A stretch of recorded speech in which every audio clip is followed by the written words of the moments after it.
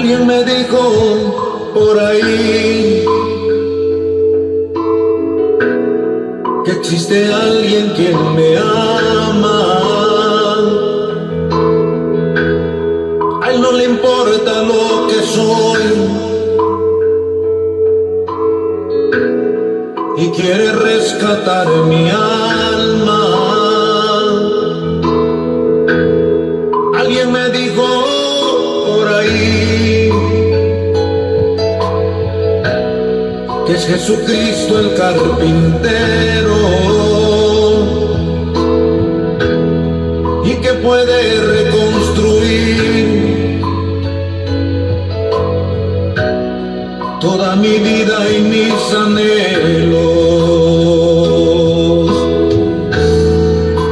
Por eso aquí estoy, acéptame, Señor, transforma mi vida con tu espíritu, como el alfarero, dale nueva vida a mi corazón.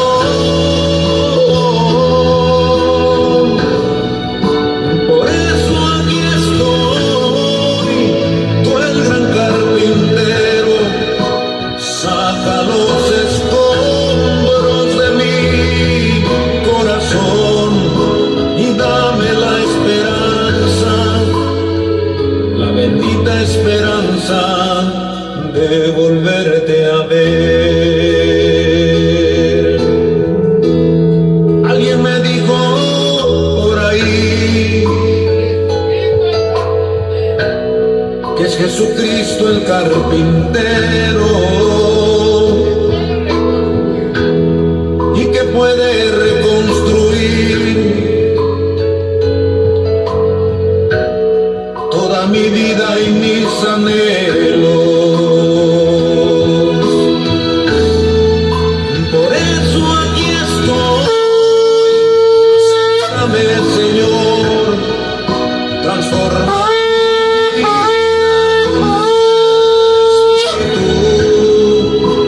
como el alfarero, dale nueva vida a mi corazón.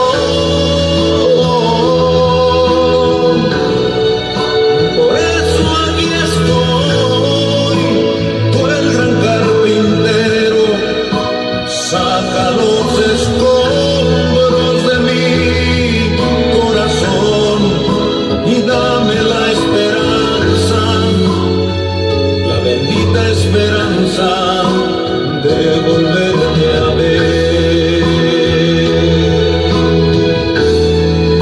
Por eso aquí estoy, acéptame, Señor, transforma mi vida con tu espíritu, como el alfarero, dale nueva vida a mi corazón.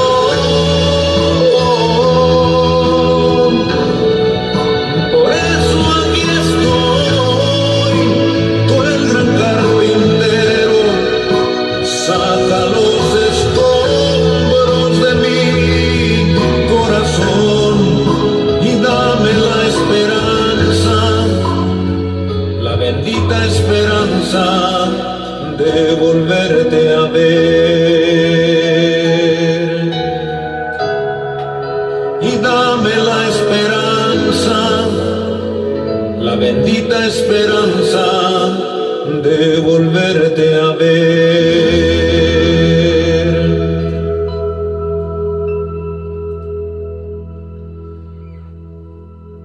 Buenas noches o tardes, mis amados hermanos. Le damos gracias a nuestro Dios por este fin de año. Aunque nosotros vamos viviendo en el calendario romano, todo el mundo entre la celebración de fin de año. Mas sin embargo, nosotros vemos claramente que nuestro Dios nunca debemos de pasar desapercibido el año 2003, aunque estemos viviendo en un calendario romano, pero aún así nosotros debemos darle gracias a nuestro Dios por estar con nosotros durante este año, ya que de aquí en adelante inicia un nuevo año donde se vienen luchas, dificultades, tristezas, infinidades de batallas que nosotros debemos seguir peleando. Hay algo interesante, mis amados hermanos, en las Sagradas Escrituras que nosotros vamos a ir leyendo. Para ello, los invito a ponernos de pie o de rodillas para las personas que me gustan acompañarme en esta oración. Padre Celestial, que habitas en tu aposento alto, le damos gracias, Señor, por este año que ha pasado. De aquí en adelante se viene un año más de vida, Señor. Dándole gracias, Señor, porque este año que ha pasado, usted no nos ha dejado, Señor. Hemos mirado su mano poderosa en cada instante de nuestra vida. Hemos sentido la presencia del Espíritu Santo en nuestros corazones y el caminar de nuestro amado Señor Cristo Jesús a nuestro lado, y de toda la hueste angelical que siempre se mantuvieron ahí cuidándonos, Señor. Bendiga a mis hermanos, Señor, a cada uno de ellos. Usted los conoce a cada uno de ellos por nombre. Usted sabe qué es lo que hay dentro de su corazón y de sus pensamientos. Usted es el único, Señor, que puede transformar ese pensamiento y ese corazón en bendiciones a las personas que lo necesitan, Señor. Grande y poderoso son sus caminos, Señor, eternamente, oh Rey de la Gloria. Santo eres y bendito eres, en el dulce nombre santo, nuestro amado Señor Cristo Jesús. Amén. A Él sea la honra, la gloria, por los siglos de los siglos, santos. Amén. Mis amados hermanos, en el libro de Juan, vamos a entrar leyendo el libro de Juan, capítulo 3. A veces, déjenme les digo, mis amados hermanos, que a veces los líderes religiosos, los grandes líderes de los cuales habla las Sagradas Escrituras, los que tenemos que ponernos la armadura diariamente, los que tenemos que levantarnos para luchar la buena batalla, los que tenemos que levantarnos y ponernos el cinturón de la verdad, ponernos la coraza de justicia y por nada del mundo dejar el calzado del apresto del Evangelio de la paz. Con ello nosotros combatiendo con el escudo de la fe y el yelmo de la salvación y con nuestra espada en cada una de nuestras batallas, hay cosas que nosotros no podemos percibir a simple vista hasta que no vayamos a la presencia de nuestro amado Señor Cristo Jesús. Y tenemos que preguntarle directamente a Él: Señor, esto está pasando, esto está sucediendo. Entonces nuestro amado Señor Cristo Jesús nos muestra por medio de sus sagradas escrituras que Él siempre tiene la respuesta a cada uno de nuestras inquietudes, nuestras necesidades. Un hombre llamado Nicodemo, habla Juan capítulo 3, que fue a buscar al Señor Jesús y lo encontró en la madrugada. Mas sin embargo, Nicodemo le dice de esta manera: Maestro, nosotros sabemos que tú has venido de Dios, porque las cosas o las señales que tú haces, ningún ser humano puede hacerlas si Dios no está con él. Nuestro amado Señor Cristo Jesús le dijo en el versículo 3, de cierto te digo, Nicodemo. Mira, Nicodemo, es necesario que tú entiendas y comprendas lo que te voy a decir.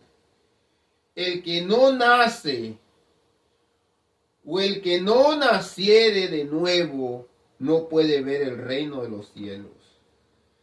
Nicodemo, a veces como uno no alcanza a percibir las palabras que el amado Señor Cristo Jesús dice, le pregunta, Señor, ¿acaso nosotros podemos volver por segunda vez al vientre de nuestra madre?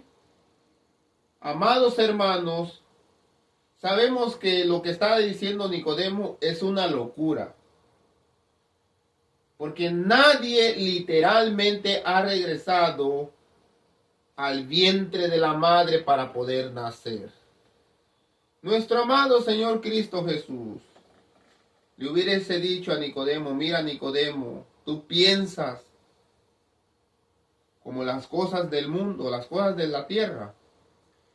Pero déjame te digo que el que no naciere del agua y del espíritu no puede entrar en el reino de los cielos. Cuando nosotros nacemos naturalmente, nuestro nacimiento carnal, las madres, con mucho respeto voy a hablar, que me están mirando, las madres que han tenido hijos, ellas saben que cuando el niño nace, nace en agua y después sale sangre.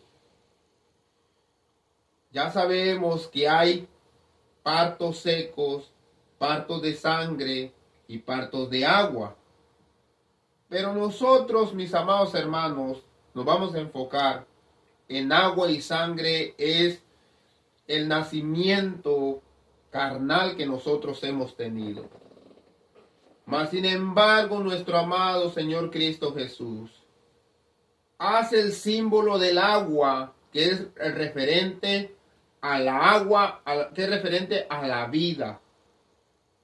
Porque ¿qué es lo que hace el agua? Lo que hace el agua es dar vida a una semilla. Ustedes planten una semillita, pónganle agua, van a hacer una plantita. Mientras sigan le echando agua, esa plantita va a crecer hasta dar frutos. Nuestro amado Señor Cristo Jesús le dice, es necesario nacer del agua y del espíritu.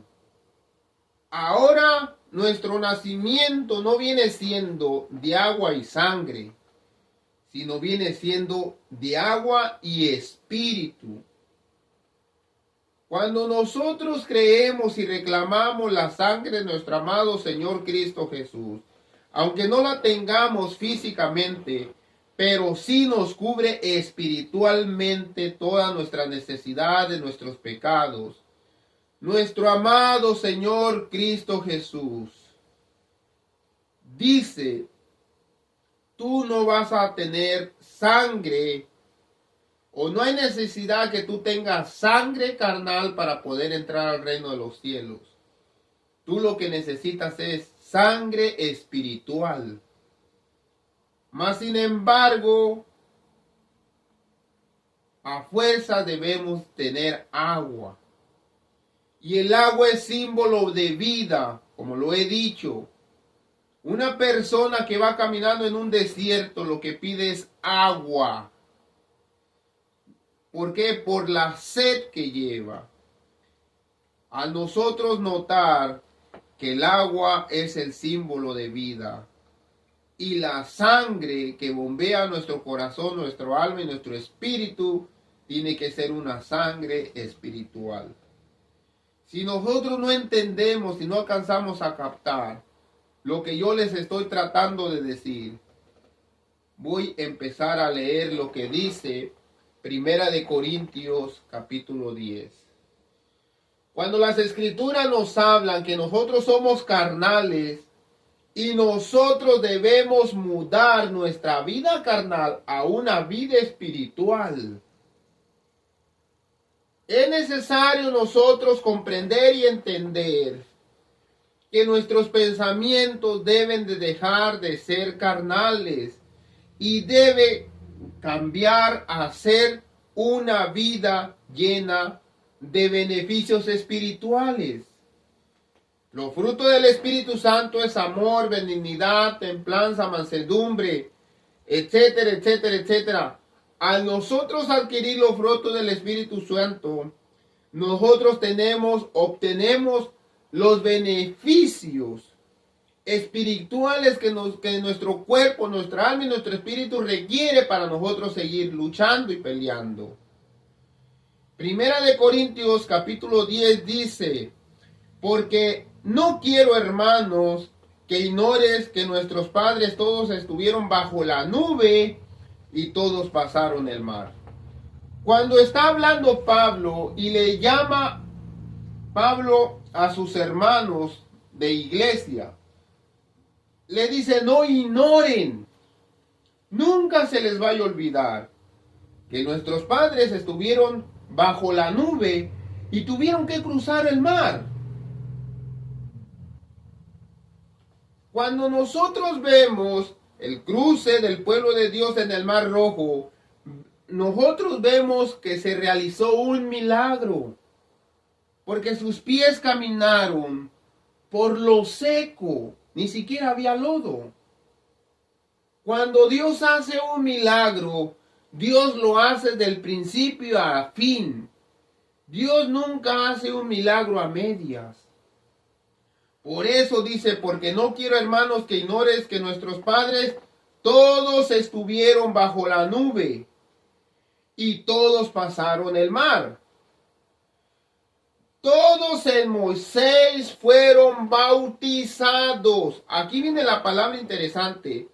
Todos en Moisés han sido bautizados, porque Dios realizaba sus milagros por medio de Moisés. No es que Moisés hacía milagros, sino el que hacía los milagros era Dios, pero usaba su instrumento llamado Moisés.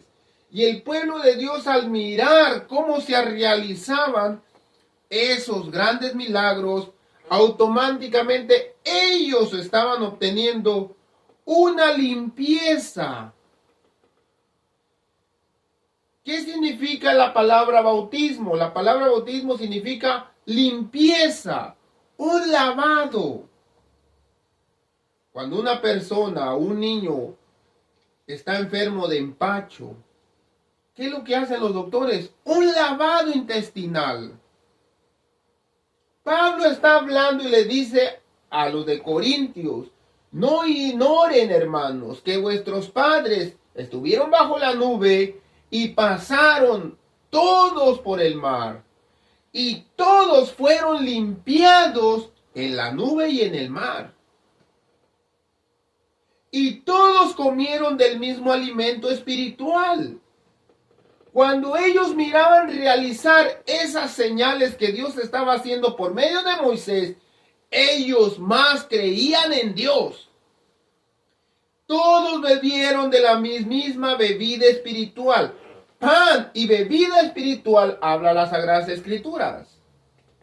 Cuando las Sagradas Escrituras nos hablan de un alimento espiritual de la cual nosotros debemos estar alimentándonos, nos está hablando que nuestra vida debe de mudar de una vida carnal a una vida espiritual. Porque nosotros somos lo que comemos. Si tú consumes mucha alimento espiritual, vas a hablar más espiritual. Si tú bebes bebida espiritual, vas a hablar, a comportarte, vivir tu vida espiritualmente bajo a los designios de nuestro Dios. Y dice: porque bebían claramente de la roca espiritual que los seguía. La roca era Cristo, pero de los más de ellos no se agradó Dios, por lo cual quedaron muertos en el desierto. Cuando las Sagradas Escrituras a mí me enseñan que yo debo de comer un alimento espiritual y debo beber una bebida espiritual, debo de tener mucho cuidado, mis amados hermanos. Porque si no tengo mucho cuidado en lo que Dios habla, en lo que Dios tiene preservado, en lo que Dios ha puesto vallas para que tú no traspases, debemos tener cuidado porque Dios puede que te dé la muerte.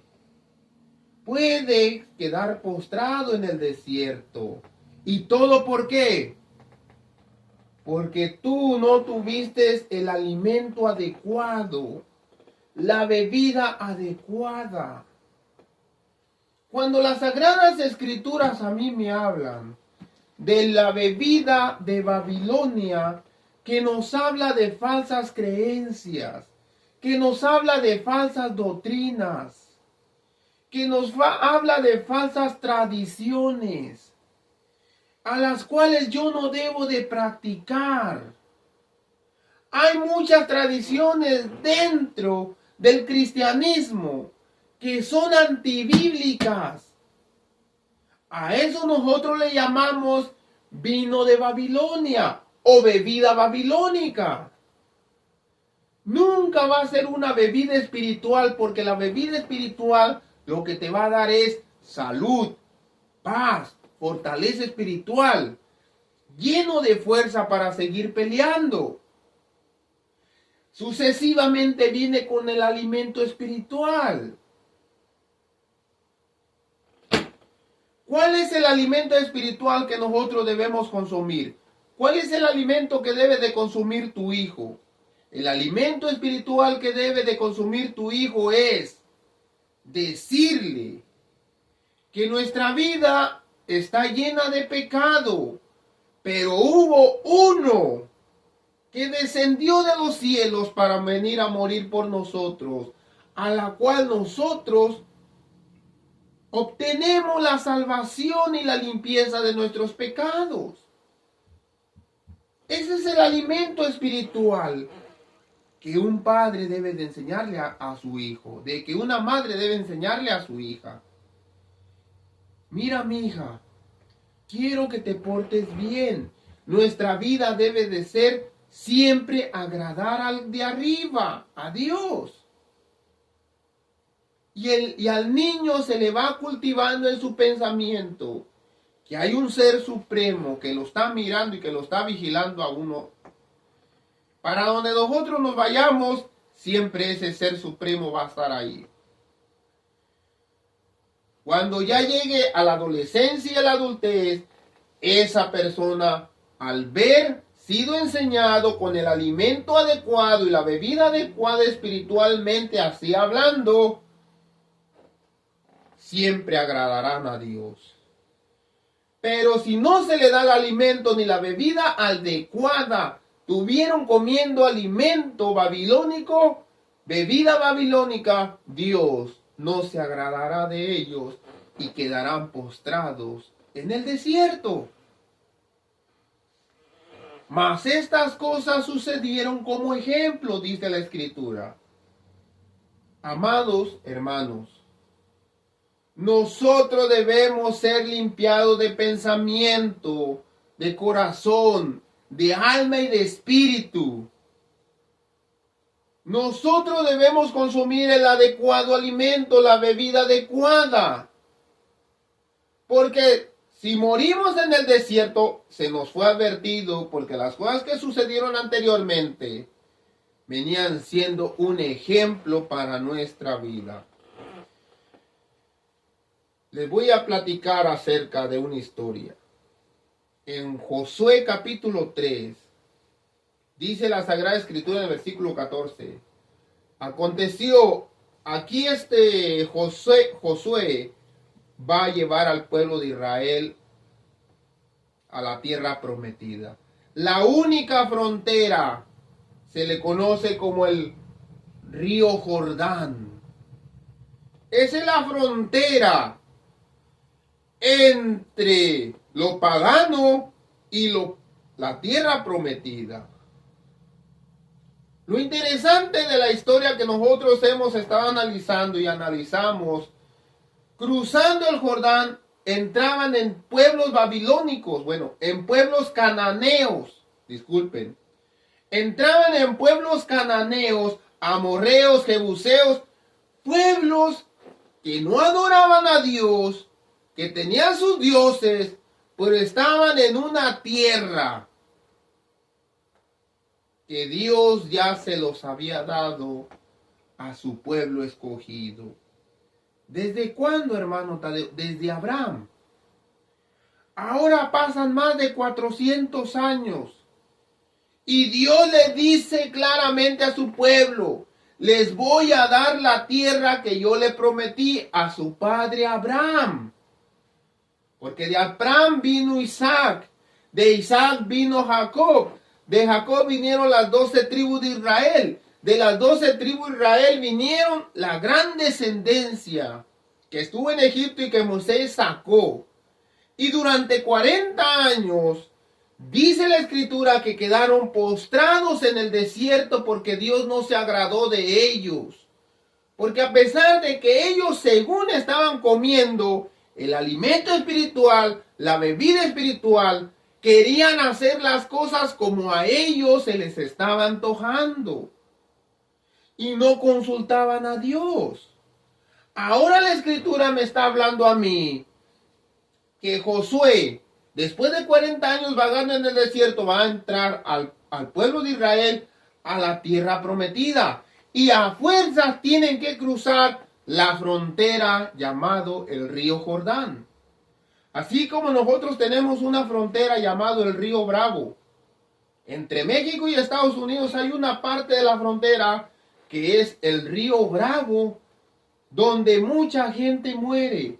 Así de esa misma manera había un río grande que se llamaba el río Jordán. Y aquí viene que a fuerzas el pueblo de Dios tiene que cruzar ese río. Y Dios le dice, bueno, Dios en Josué capítulo 3 versículo 14 dice, aconteció que cuando partió el pueblo de sus tiendas para pasar el Jordán, con los sacerdotes delante del pueblo llevando el arca del pacto, cuando los que llevaban el arca entraron en el Jordán, los pies de los sacerdotes que llevaban el arca fueron mojados a la rodilla del agua, porque el Jordán suele desbordarse por todas sus orillas todo el tiempo de la siega. Las aguas que venían de arriba se detuvieron como en un montón bien lejos de la ciudad de Adam, que está al lado de Zaretán, a los que descendía el mar de Arabia y al mar Salado. Se acabaron y fueron divididas. El pueblo pasó en dirección a Jericó, mas los sacerdotes que llevaban el arca del pacto de Jehová estuvieron en tierra seca, firmes en medio del Jordán, hasta que todo el pueblo hubo acabado de pasar el Jordán, y todo Israel pasó en seco. Cuando la palabra de Dios dice que pasaron en seco, es porque no se mojaron. Ni siquiera la tierra se había hecho lodo. Cuando nosotros pasamos por tierra mojada, automáticamente nuestros pies se hace lodo. Cuando la palabra de Dios literalmente dice pasaron en seco, es porque la tierra se secó. Versículo Josué capítulo 4. Cuando la gente hubo acabado de pasar el Jordán, Jehová habló a Josué diciendo, tomad del pueblo 12 hombres, uno de cada tribu.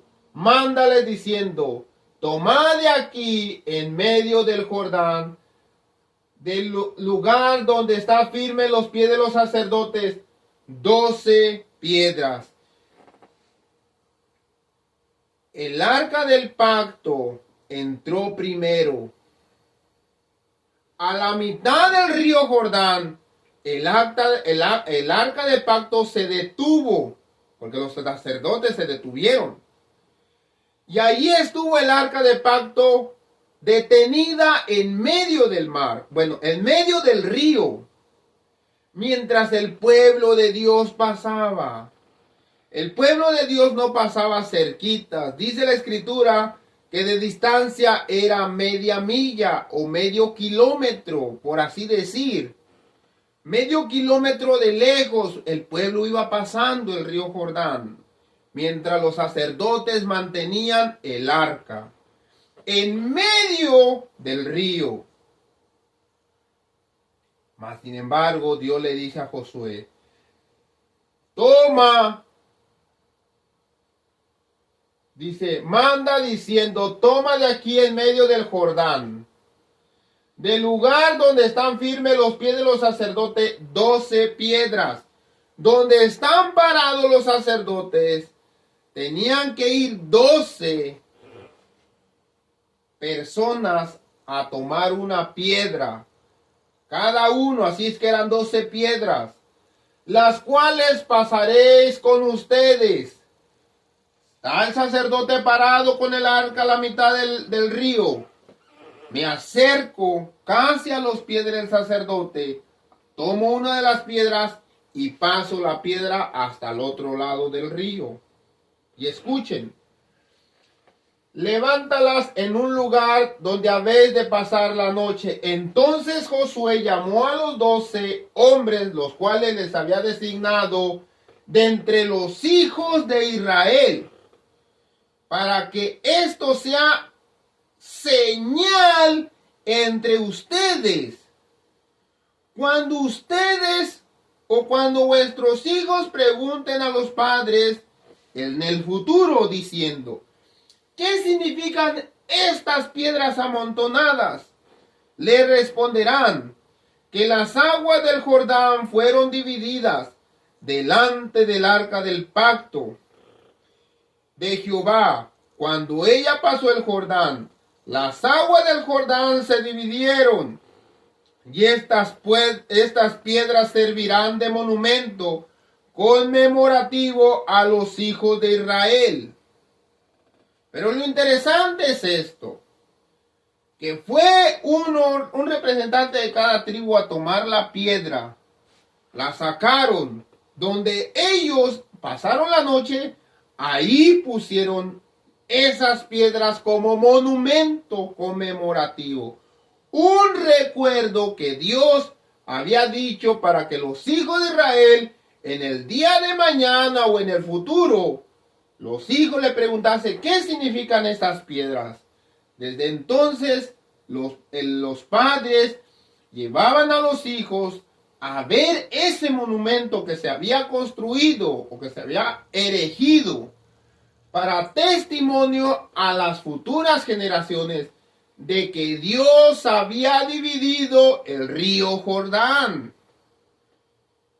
Entonces, en el versículo 9 dice, Josué también levantó 12 piedras en medio del Jordán. Así es que hubo 2 testigos de la cruza del río Jordán. Uno de los testigos fueron puestos afuera, que eran 12 piedras. Y el otro testigo lo levantó en medio del Jordán, Josué, en el lugar donde estuvieron los pies de los sacerdotes que llevaban el arca del pacto. Han estado ahí hasta el día de hoy.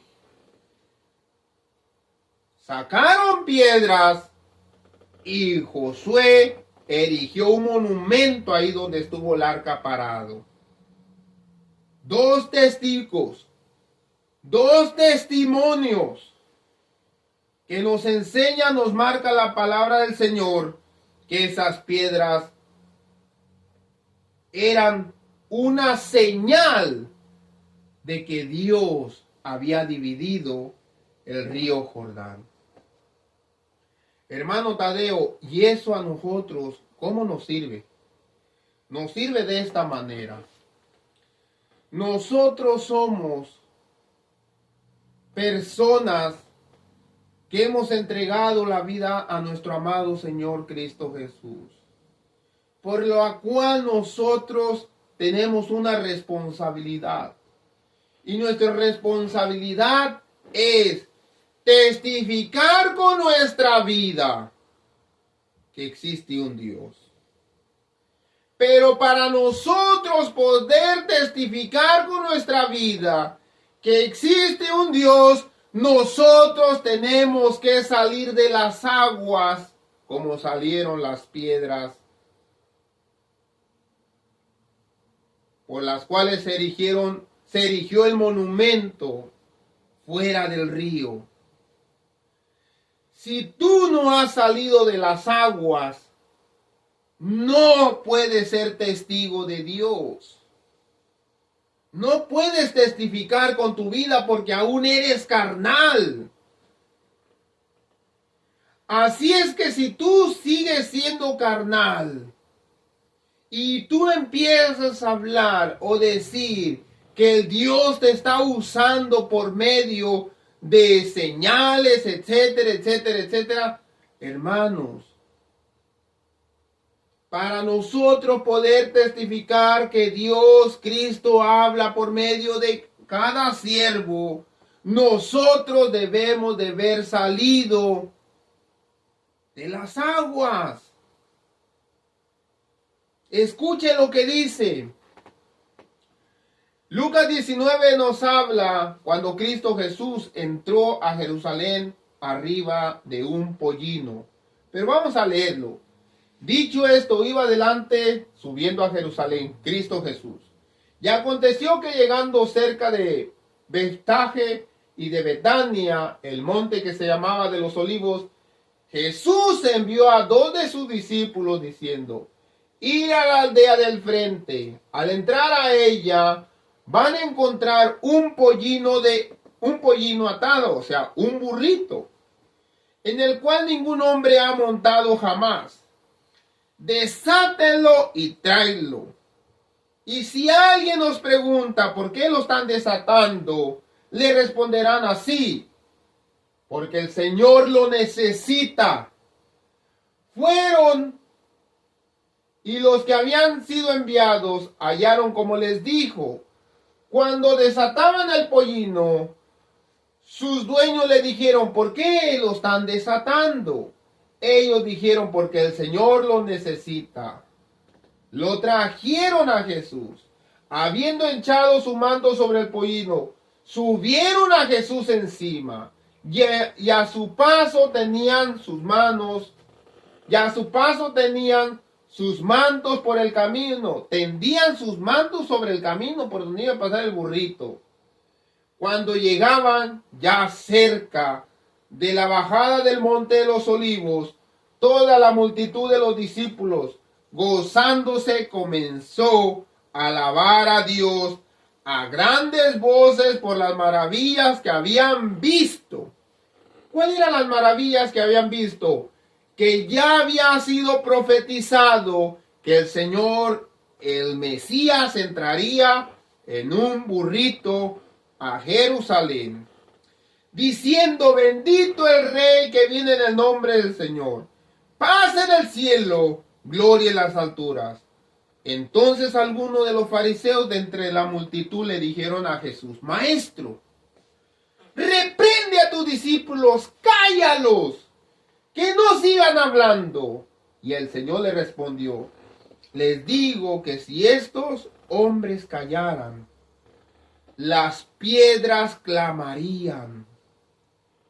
¿Y quién son esas piedras que clamarían? Los que han salido de las aguas, los que se han limpiado, los que están llevando una vida espiritual. Esas son las piedras.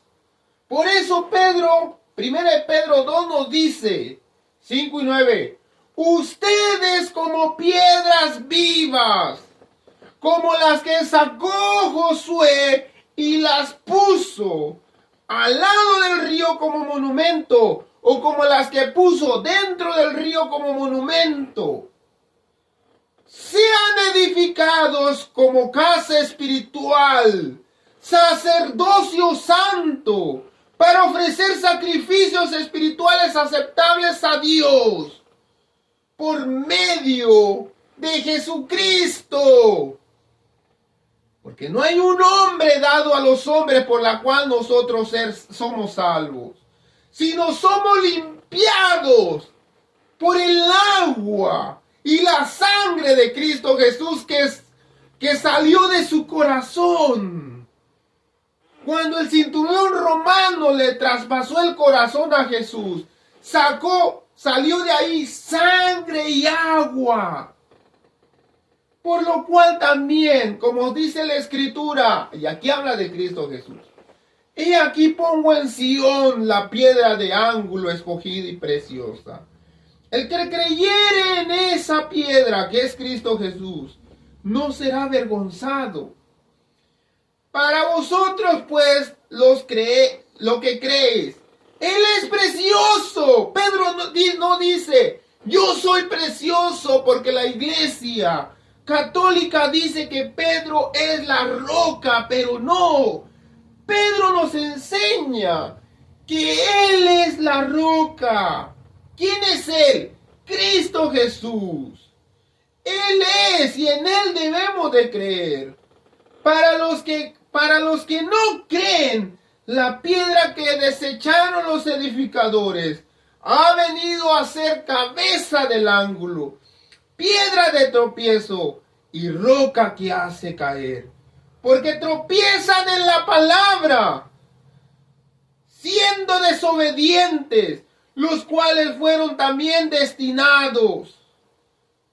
Mas ustedes que son piedras vivas, que son casa espiritual edificado como sacerdocio santo, son linaje escogido, nación santa, pueblo adquirido por Dios, para que anuncien, para que sean testigos en su vida espiritual de aquel que los llamó de las tinieblas a su luz admirable.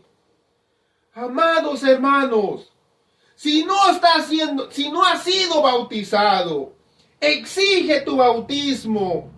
Háblale a los hermanos y dile cuándo va a haber bautismo, porque yo quiero ser esas piedras que Josué sacó de las aguas para que sean testigos. Es necesario tener un nuevo nacimiento. El año se fue, un año comienza. De igual manera, nuestra vida pasada tiene que ser dejada atrás para que una nueva vida vuelva a comenzar. Dios los bendiga, mis amados hermanos, y que tengan un feliz y bendecido año, agradeciendo a Dios que no nos soltó en este año que pasó. Que el Señor esté con vosotros y nos vemos hasta el año que viene. Dios los bendiga.